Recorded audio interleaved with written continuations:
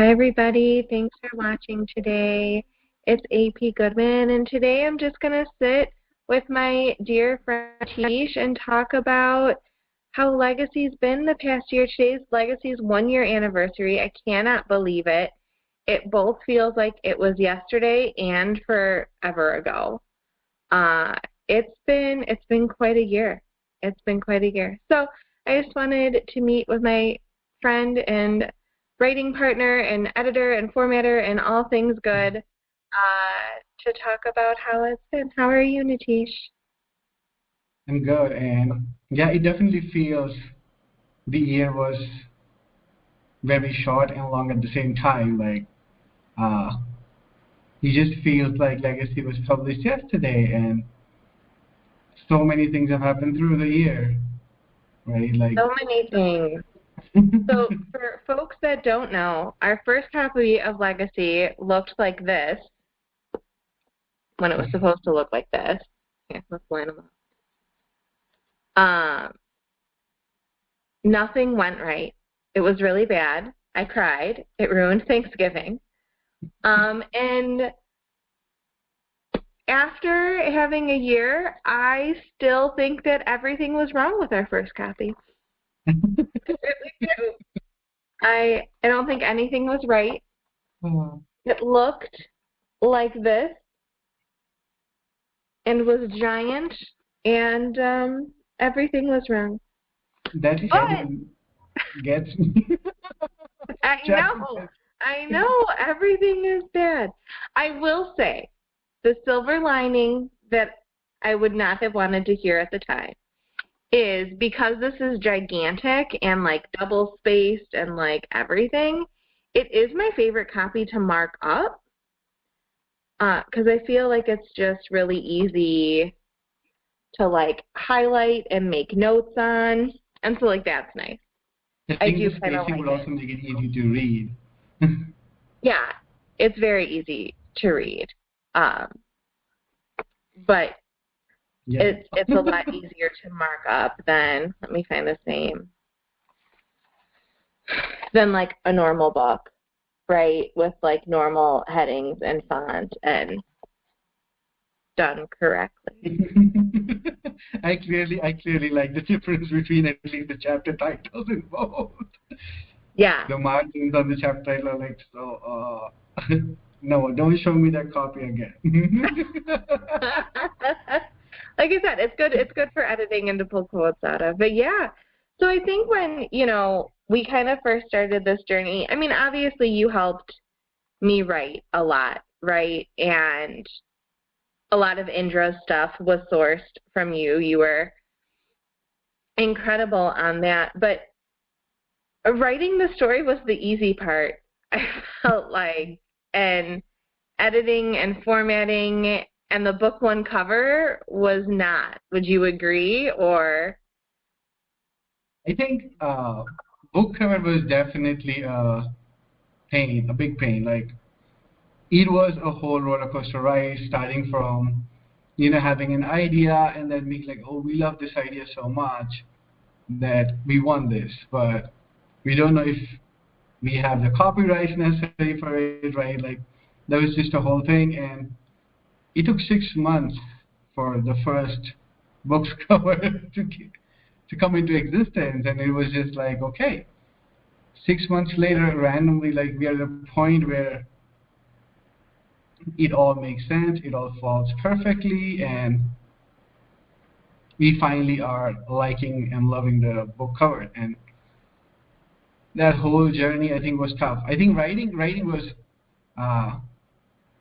maybe tedious, or like it took a longer time, but it definitely had its pain. Yeah, it took the most time to get the story covered, but I think it was still a continuous process. Cover, I think there was one point where we just dropped and we like, no, this cannot go anywhere. Well, like you said, we didn't know for the first image we liked, which is not the image that we ended up with. And I will say our image we ended up with is much better. But the first image that we liked, like you said, we didn't know if we had the copyrights for. So we had to scrap it. We always knew we had to scrap it. but I think we didn't have anything else better at the time. So it was really hard to let go of something without having anything. Right, and just trying to like modify the idea to like get into something that's still like out of copyrights, but like we like that too. That thing never happened on that.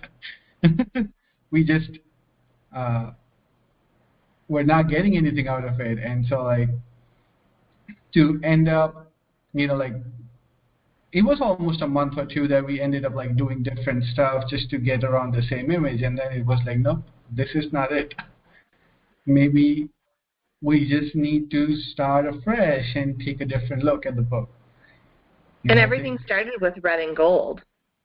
Yeah, everything started with even at the end we were pretty close to getting the gold, and then suddenly it was like, no, all blue. And I love our blue. I wouldn't change it now. Now I'm so attached to the blue, right? The navy and the light blue. I mean, even at my author events, like that's what I dress in, and that's what our tablecloth looks like, and we've leaned real heavy into the light and navy blue. I think the navy blue became legacy vibe, and it almost became like we started associating colors, right, with the books from there on. Yeah, I mean, book 2, A Story of Secret, that's our orange autumn book, right? It released in September. It starts in the beginning of year 2. So it's our autumn, it's our fall book, even if it's not super prominent to the plot in our hearts. Yeah. Fall book. I mean, you can say it as the launch stage, right? So like, Legacy is a winter book, so it's blue. And The Story of Secret is a September launch, so it's fall. It's the orange. I'm guessing the third launch would be closer to another color. Yeah, spring and summery color. See, but now you say that, right? Legacy is a trilogy, but you say that, and I'm like, oh, do I need all 4 seasons now? Book 4? No. But I get it.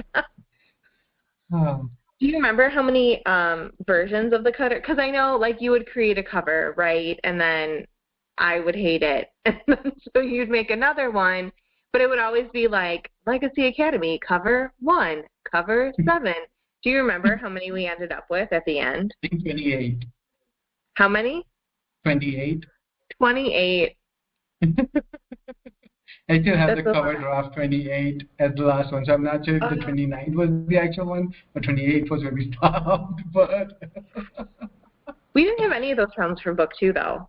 Like, book 2, everything except the inside of the portal, I feel like was done in a day. It was so quick, and it was so ridiculous, and I liked it so much that I remember being, like, uneasy about my happiness. Like, what a weird feeling to feel. But I remember being like, no, this was too easy, and I like it too much. Like, I need to wait a week and then look at it again just to see if I still like it, because I really like it, but it was too easy and it was too quick. And like, I think book 2 was just like, I was taking about 2 to 3 months for the cover, and then it happened in 2 to 3 days, like everything. It was like one day for the background and stuff, one day for the inside of the portal, right? Like, and one day to just gather it all and do some minor changes. But like 3 days was max on that. And yeah, it was crazy. It was very unexpected. I think I never thought editing would take more time than cover designing, but it did. Well, and speaking of editing, so our lovely little Legacy, that's it had some editing changes throughout its year and its life. So first we paid an editor, right? I did. And he did a good job. He was very quick, which was helpful at the time. But then you edited book 2 for me, and the edits of book 1 and 2 didn't match. I decided I liked yours better, so then you had to edit over the previous editor. on book one. How was editing for you? I know this was the first time that you've ever edited something so large scale, right? 70K for book two and 55K for book one. How was it dipping your toes in as an editor? Because the cover design you were pretty familiar with. I mean, you're a graphic designer at heart, so that wasn't. I feel like that wasn't as big of a stretch as editing, but maybe I'm wrong. What are your thoughts? Talk about book one. It was a 6-month stretch. I think it was more on just the idea, and I think partly because book one. So I know I'm not answering your question right away, but just okay. We're informal today. Just diverting a bit on. I know that I feel that book one was the first, and so it was just we didn't have an idea where to start. I think book two, we're having book one's cover, right? We somewhere had an idea of what we wanted to design, and I think that helped. Book one was like start from blank sheet of paper, so getting up to there, it took some time, but we got it. It was good. Coming to our question, I think editing was, it felt tough for book two, right? Because that was the first one. And it definitely had some things where I was like, more worried to miss out on. And it was about to strike a balance between like missing out on things and overdoing the edits, right? Like, I don't want to change the tone or the style of your writing, but I also want to make sure that what you're putting out in the world is grammatically correct. And I think which I don't always agree with. we have some things, especially about the question mark after a question. I think those differences may or may not still exist. But I think that was so book two was definitely, I'd say, a tougher book. And secondly, it was longer, so like it took its own time. But with book one, I think book one being edited firstly already by an editor was helpful. And secondly, the book, I've read it so many times. I know I still find new things in the book, but it was just so familiar that it became easier to know, because like I did not want to change the tone or the style, but now I've read the book so many times that I'm used to the style. So even if I'm making changes, it would be more in line with what's already written, right, than something that feels off, or that one line feels different from what the other style or tone is. I think that was that made book one an easier book to edit. Even chapter 6, because in book one, chapter 6 was our notorious chapter, right? Like it was always. Was it our longest chapter too, or was it just like the biggest pain every single time? No, I think it was the longest chapter too. It was like 17 pages of stuff. Like. Yeah, let me check. Okay, usually with 12. 79 to 98. Yeah, so it definitely was the longest chapter. Do you know the title of book 6, or of chapter 6 off the top of your head? I'll give you a hint if you don't. Mermaids? What? Something and Mermaids? You're so close, but it's not mermaids. It's the actual name. Oh, Sirens and... What is the other S word? Secrets and Sirens. Secrets and Sirens. I knew it. I knew Secrets and Sirens. I knew it because I was looking at it the time about a few weeks back when I was doing Astoria Secrets large print, right? So like I made a copy of the previous large print, and I was like, yeah, we don't need to touch the formatting because it was good. Yeah. Only change the words. But no, I remember Secrets and Sirens because I was not happy with the chapter. Yeah, so for those of you that don't know, which I imagine is mostly everybody, Nitish is a very loyal reader and supporter of my books, but he feels very strongly, in a negative way, about one of the characters. And any chapter they're in ever, I get texts about comments about his strong feelings on our lovely Siren Delphine. The character makes me angry every single time.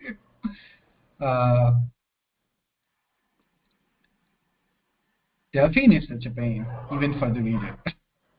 She was barely in book one, though. She was barely in book one. Yeah, she's still a pain. Evidently, and in chapter 6, because that was our first warning sign. It was a foreshadow of the future. So talking about timeline, so November 20th, right? We publish what I call the bad copy, right? I cry. It ruins Thanksgiving. You and I get into a fight because I'm really upset. Mm-hmm. You redo it. We relaunch in December, and I think it was pretty early in December. I think it was like the 2nd or something. It was like the first week. Yeah, 1st December, 2nd, I think, yeah. Yeah, so then we relaunch.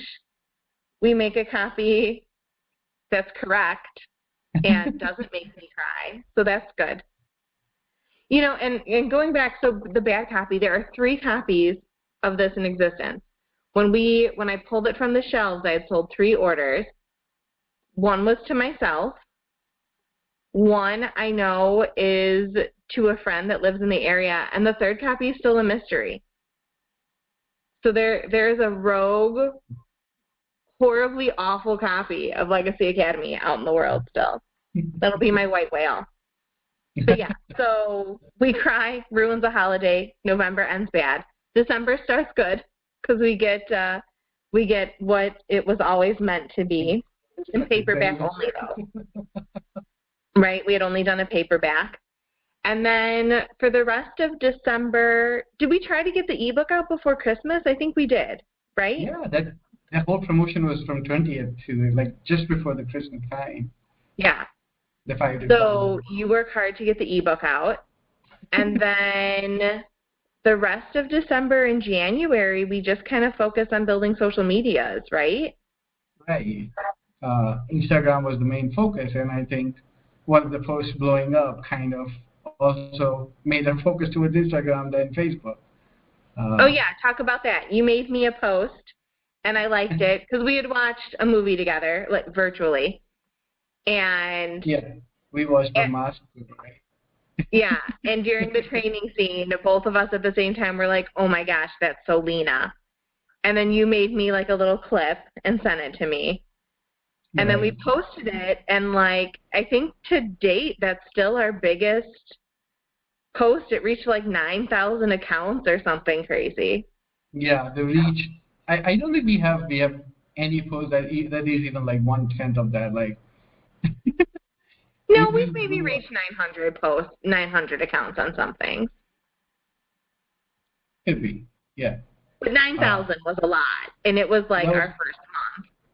Yeah, that was just it wasn't even like the first month. It was just like we set up our Instagram and like we started posting, and suddenly this post goes wild. So many shares, so many accounts reached, like it was everywhere, and I think the algorithm just hit it. Yeah, it was crazy. So that was like December, January, and then in February I started doing events. Yeah, I think 25th? Maybe, yeah, the end of Feb. So February and March I did vendor events, and then April we took off. Well, I had something scheduled, but I got sick, so I ended up taking off. And then May through most of the summer, that's when I got into those, the Kenosha Book Festival and the Literacy Fair, and so I switched from vendor events to like book and author events, and those were incredible. Shout out to Donovan Scherer at Studio Moonfall for allowing me to get into those, and that leading to Blue House Books in Kenosha as well. Those are really cool. And Kenosha is then, your second home. yeah, Kenosha's my second home for sure. And then I took October off because I wanted to celebrate Halloween with my kiddo. That's a big thing in our house. And then back to vendor events. And then I just had the biggest event I've ever had this weekend, right, on Saturday in Waukesha. Yeah. And I mean, you have an upcoming one for the Tesla Con. That's gonna be Yeah. great. Yeah, I have my first convention in less than a week. 9 days? No, so just over a Yeah. week, 9 days.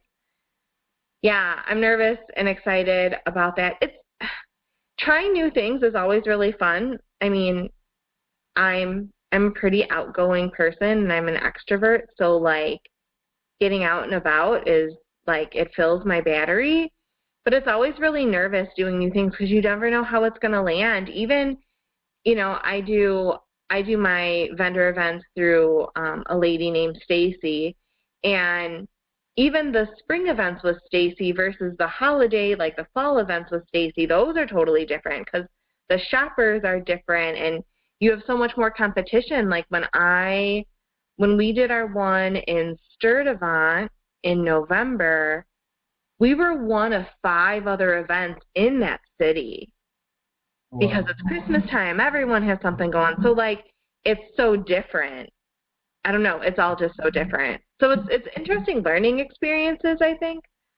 Um, when we launched Legacy a year ago, I mean, we didn't even like events weren't even a part of the plan. That was just a happy little accident that I stumbled into. Um, and they've been incredible and are now a huge core part of my author experience and the growth of Legacy in general. But yeah, they're all very different, which is fun, but it can be a little bit like scary. No, I totally get it. I mean, uh, I've been so excited to like know about your events every time you go because it's a different experience. Like you may find some returning people who like had book one and one book two, right? Uh, and some may And have how excited obviously. were you that my first returning customer read the back of book 2 and said, "Oh my gosh, yes, it has Delphine." No lie, that actually happened, and I could not wait to tell you. I knew you would love it. I did. You were so angry. Definitely, always. Uh, but no, so like it's also about like telling your book, telling about your book to other people, but also like to have their feedback where like people are coming back or people are talking about their views on the book. So like that's nice, and I think that's an interesting thing that you can experience with all those events. Yeah. Well, and now the events are changing a little bit too, right? Like I've done vendor events, I've done, the Kenosha Book Fair, I've done the literacy or the Kenosha Book Festival, the literacy book fair in Kenosha. But I just had my first high school writing group book and / book club that I got to meet with, which is a whole different, style of event, but still so fun and probably way more rewarding. Like in my heart, um, meeting with the high schoolers is so much more fulfilling than some of the other stuff. But I love it all. I wouldn't do it otherwise, right? Yeah. And then the con.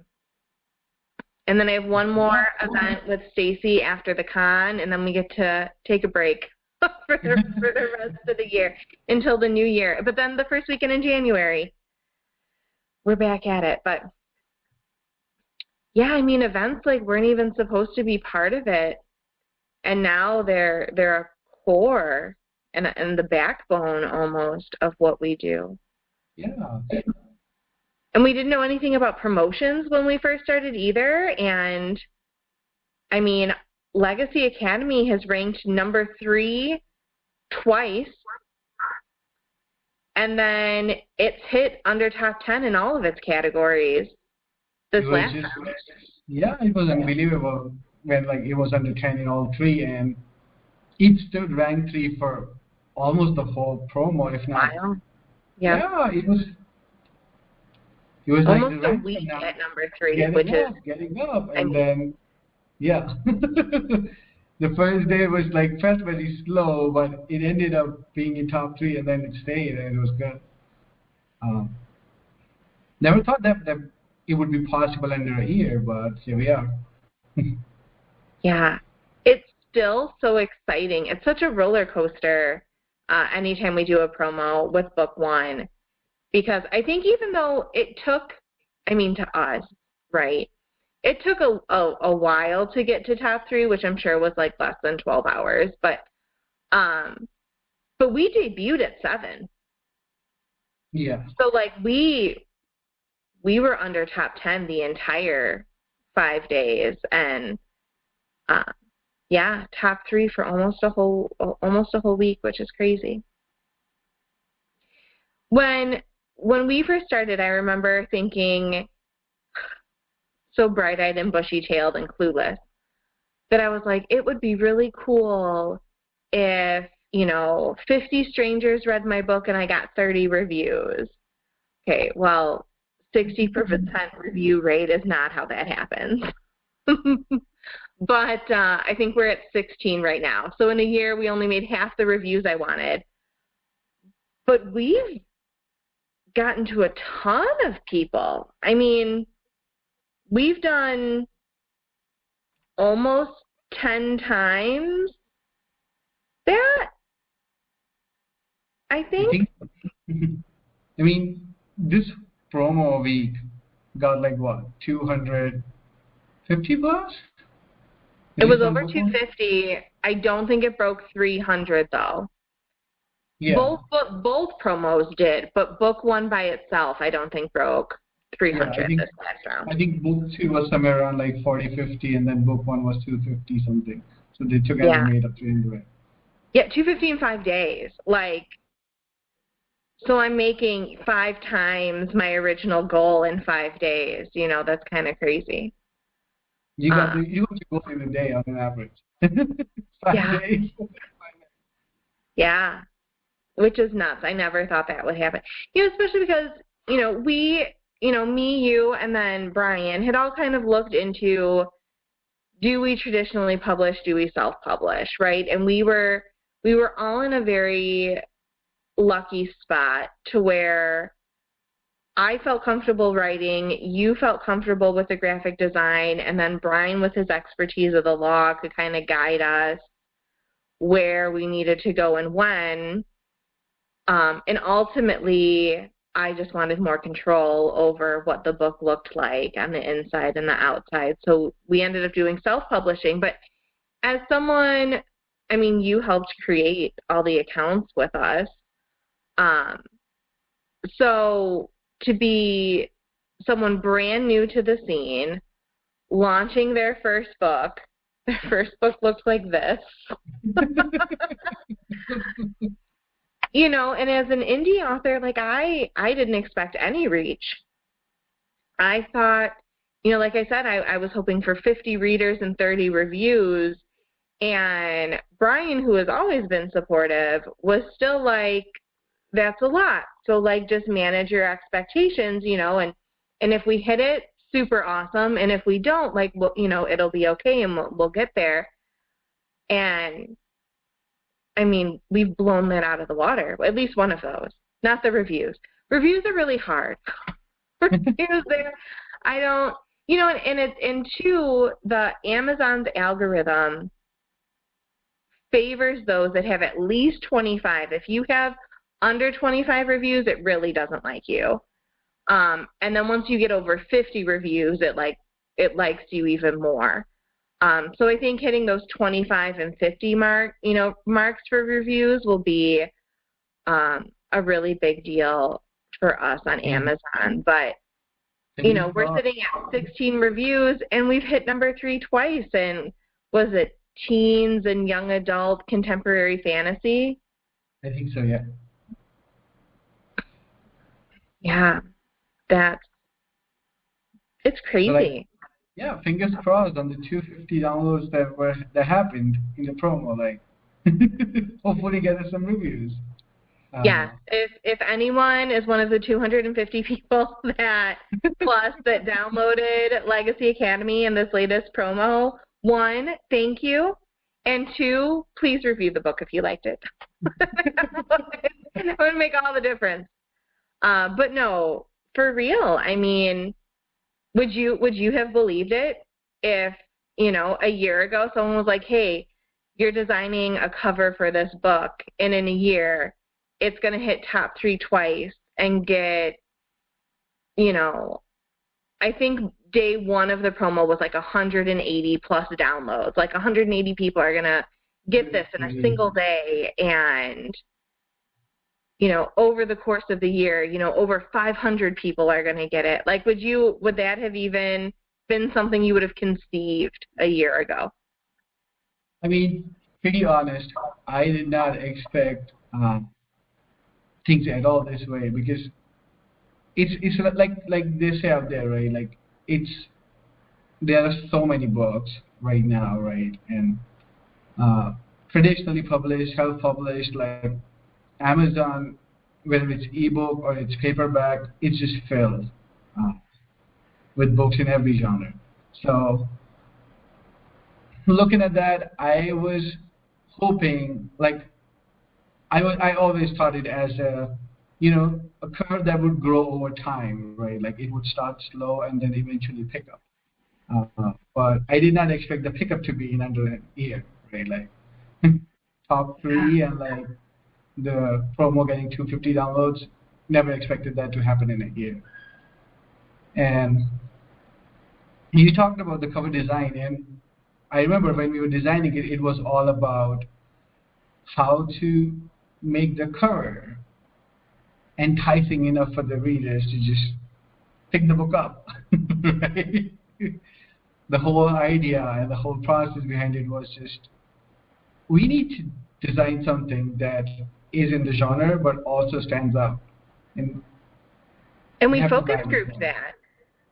Right? Like, do you remember you made me 2 mock covers, and I took both of them to a picnic with a bunch of my friends, and I was like, okay, which one?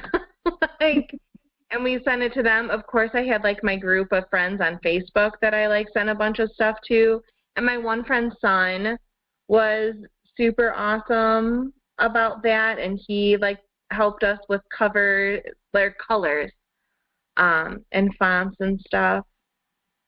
Yeah, we focus grouped our cover a lot before we landed on it. But it took forever to get to a point where we even had covers we could focus group. The whole thing was really eek.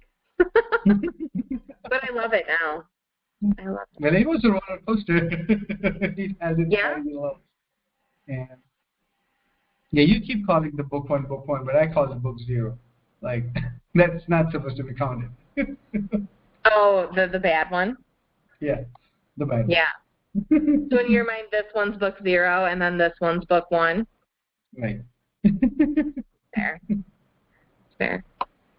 So, looking into next year, what do you think, what's one goal you have for either Legacy or the Magdalena Basil series itself for the next year?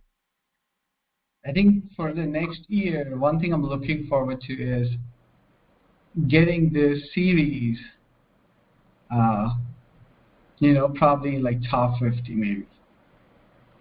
The series. The series, right? That'd be cool. Yeah. That would be really nice. I mean, with how book 1 has blown up, I'm hoping book 2 picks it up in the same pace. No pressures for book 2. But I think book 1 has set an outline or like a path for book 2. Yeah. And it's bad, but it would be compared. And so, like, the hope and the expectation is that, the series gets completed. if not a book 4 is there. If a book 4 is there, I do not know. No, it ends at 3. It ends at 3. If it ends in 3, I'm hoping that the series gets completed in the next year and we are able to at least get it to a good place, top 50, top 100, like have much Yeah. cheaper end of the year. That would be cool. And book 2 just had its first promo, and it hit top 50 in one of its 3 categories. So that was cool. Yeah, I think my goal is similar. I want to finish the trilogy. I think that would feel very fulfilling and very satisfying. Mm-hmm. I know my goal for year 1 was 30 reviews because I was naive. My goal for book 2 was I'd really like book 1 to hit 25 reviews. That would be cool. And book 2 is sitting at 1 review, so I think if we could get that up to way more than 1, that would also be wonderful. We can move that to many and not just many. one. Yeah. So we'll see. But I think those are my goals. I'd like to catch at least that first bracket of algorithm favoritism at 25 for book 1. And I think we'll get there. And then obviously, like you said, finishing the trilogy. But I think we'll get there too, because book 3 is almost done being written. So we keep joking that it'll be written before the end of the year. We'll see. I hope so. I'm really close. So I hope so. So. And then 2024, we'll start with book covers and formatting. Right. I mean, that's the goal, or that's the expectations in the book. Yeah.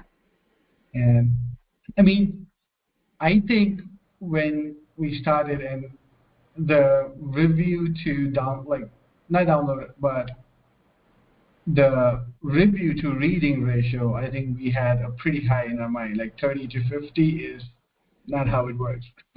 No. I think we're definitely less than 10%.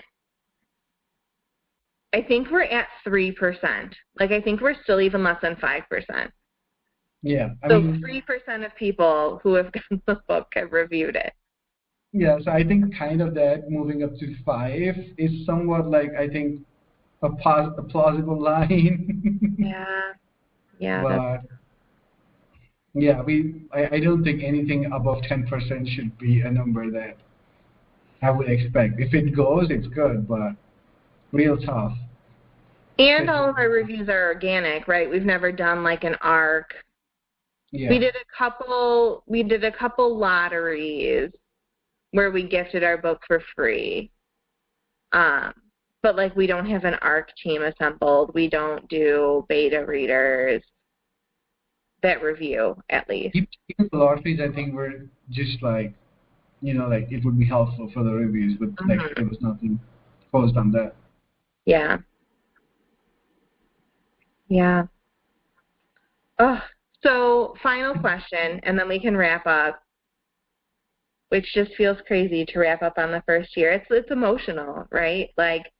How I felt about book 0, right? I'll pander. Is so different than how I feel today. Obviously, book 1 righted itself. It got itself together. But book 2's launch was really well received. I've had a ton of return customers in person, which is just kind of a really cool, warm and fuzzy feeling. But book 3 is almost done. I mean, a year ago, if you would have said, do you think that you'll be close to finishing book 3 when this is a year old, I probably would have laughed in your face and been a little snarky about it. It took 3 years for book 1. How can you think book 2 and book 3 will be done in 2 books? Right? Yeah. Oh, it's crazy. It's just it's emotional. It has me feeling all the feelings. But final question: at what point, what was a catalyst of an event where you were oh, I think we're gonna do more than like what we planned to. Like, oh, this is way more than I thought it was ever going to be. Good question. See, I ask the good question, and then while you answer, I get to come up with my answer, so I don't have to answer on the spot, right? It's the benefit of being the one leading the conversation. I get to come up with questions myself and then buy myself time to answer them. You're welcome. Well, you have your time to think about that, but I think I have a pretty I would not say a solid turning point, but I think the catalyst was the Book One ebook promo. I think that was the first promo we did, and uh, none of us knew about the videos or the reels. When we tried it, it worked out real nice, and it was well received. And I think that promo and the book hitting like top 50, right, in the first promo itself.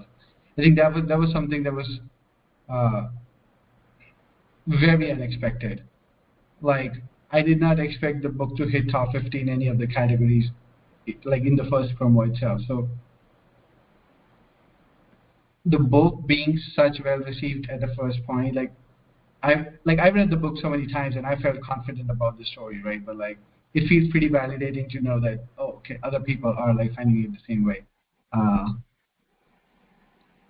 and so that itself, like, it's not even a month, and uh, the book is already getting high on the ranks. So that was really something that was motivating, but also uh, the place where it was like, yeah, like this is not just it, and like we're gonna go farther from here. And then by the time you were already in writing, we were already writing book two, so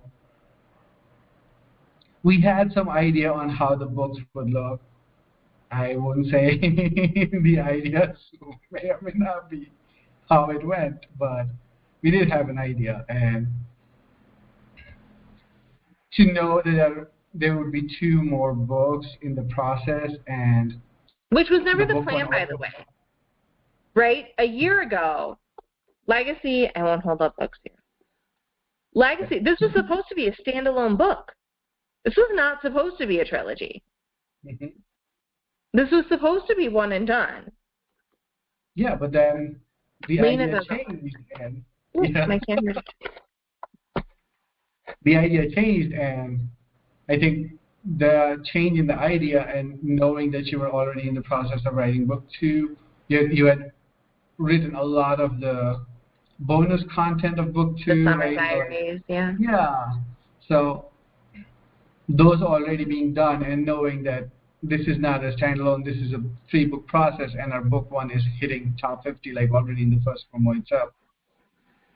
It all kind of like came together and was like, no, like this is gonna be a lot more uh, than just a one and done thing, right? Like, yeah. Yeah. I think my pivotal moments were similar. The Brahmastra post that hit 9,000 accounts, I think that was the first time that I was like, I realized that I could put something on social media and people would see it. And I know you made it, but like, I don't know. I didn't really think people would see what I did that didn't know me. And so that was the first time that I was like, oh, people are actually like, I can reach people, and that had never really clicked before. Especially because like on my personal accounts, it was never something I ever even like wanted, let alone tried. So it wasn't, whatever. And then when Legacy hit top 3, that was kind of an oh crap moment of like, wow, like I can rank.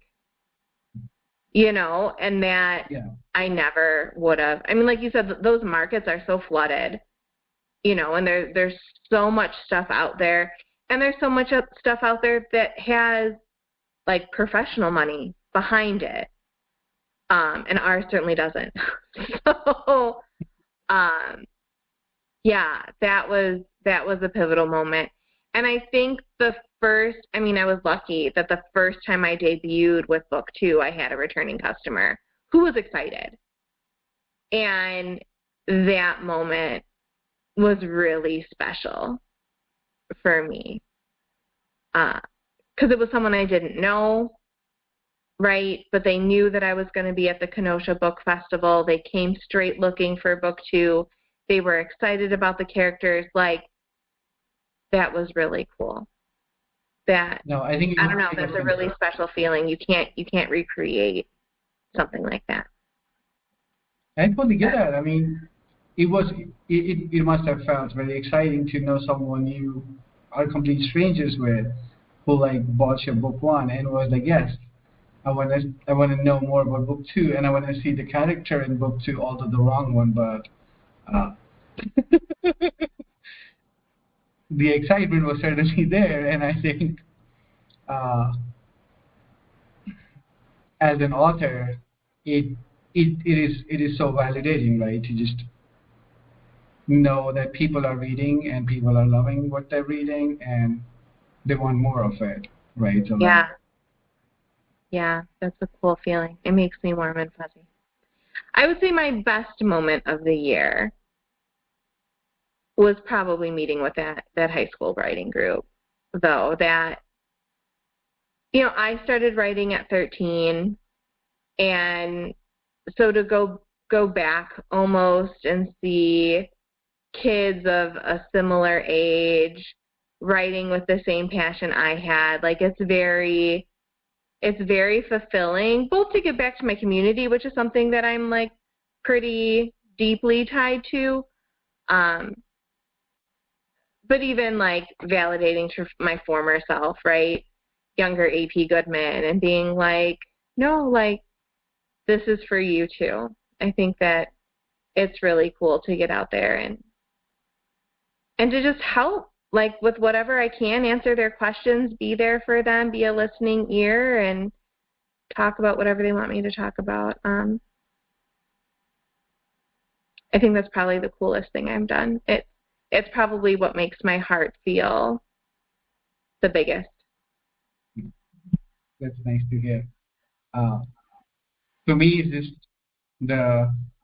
it's all the things, but I think one thing that I cherish a lot is, having the behind the scenes of an author, right? Like, there was always a part of me who wanted to know what it's like to write a book, wanted to write a book, but doesn't have the patience. I don't know. I mean, you, Brian, and Ziggy get the best of it and the worst of it sometimes at the same time.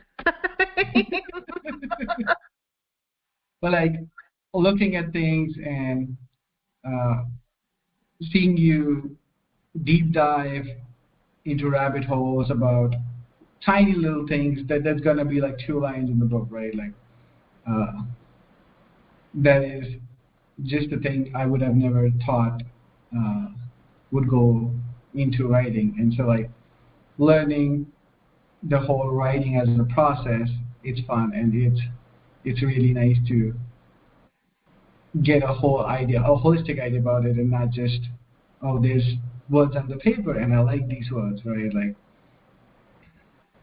I've read so many books through my life, and it has always been a good experience reading, but to know, why those words were penned down, and what was the reason, and what thought actually ended up on paper and what did not.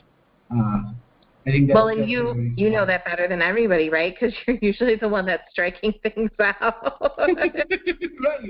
So that's just a different vibe altogether, and I kind of enjoy that a whole lot. I mean, that's one of the reasons editing became easy, because I was so involved in the process itself. Yeah. Well, thank you for all of your help this year. I know that I wouldn't be here without the covers and the editing and the graphic design and the formatting and just all the things, and the help with social media too. You and Brian and Ziggy too. Um, I mean, none of this would have happened without you guys, right? And um, obviously Brian and Ziggy aren't here, but I appreciate you being willing to come on camera with me today and just talk about book one and kind of the journey, so I didn't have to do it all by myself. It was a fun journey, and I think 1 year of books, it was nice. It's Thank definitely become a you. passion project, right? Yeah. And I did not think writing a book was going to be a collaborative effort. Like, I knew you helped a lot with Indra, right? That was kind of like where things started. And obviously I knew I wanted your help with Indra because he, is from um, a mythology and a religion that you are much closer associated with than I am. Right. But the four of us really, it's a lot. And it's not just me by any stretch, but I mean, it's all of us. I mean, Ziggy named book two. Ziggy completely developed that character at the end of book two when I was like, I just wrote a new character and there was not supposed to be a new character. And like, F. What do I do now? Like, I feel crap. And Brian always is good with the legal stuff. But, yeah, there's so many components to being an indie author. A year ago, I had no idea about any of it. Like, I had no clue. Yeah, I mean, writing the story and then publishing a story, those are like two different things, right? And the And marketing, it's so much marketing and getting out there and I mean, thank goodness I'm an extrovert, so, it's at least enjoyable. But,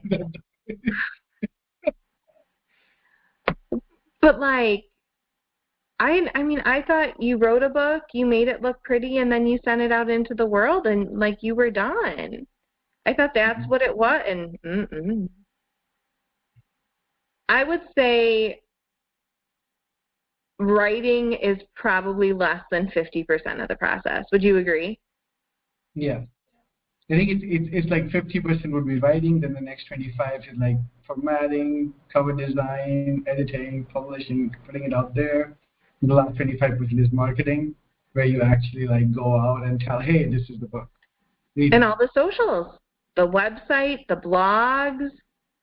Yeah. We only do Facebook and Instagram, but that's because of me. I just choose enough. I can't do much more. I mean, Oh, you're doing events, which is a nice plus. I love them.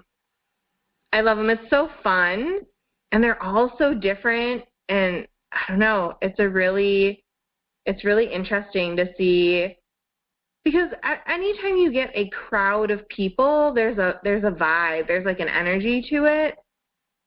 And so to kind of sense their vibe and where they're at, sometimes people are really grumpy, but sometimes people are super happy and upbeat, and I don't know, it's kind of fun just to roll with it and interact with people and I mean, what have you. we both I are will glad you're an say, extrovert. yeah, And right. you enjoy that.